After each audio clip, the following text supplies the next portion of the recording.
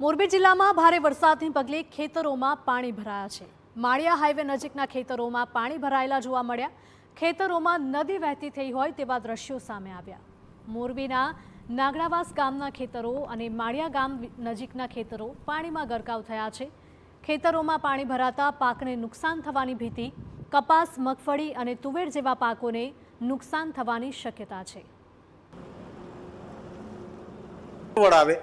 સરવड़નો સર્वे number है અને 25 વીઘાનું ખેતર है।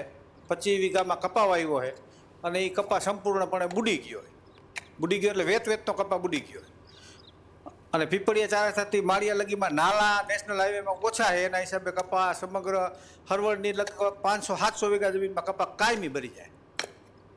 અત્યારે કેટલું પાણી ભર્યું તમારે ખેતર? અત્યારે 1.5 ફૂટ ઉપર પાણી ભર્યું છે અને હજી વધે છે, પાણી ઘટતું નથી। આ 12 વીઘામાં કપાસ વાવેલ છે પણ પાણીનો નિકાલ નહીં હિસાબે આ બળી જાય છે કપા। કેટલું પાણી ભર્યું? પાણી અત્યારે કાંડા મણ ભર્યું।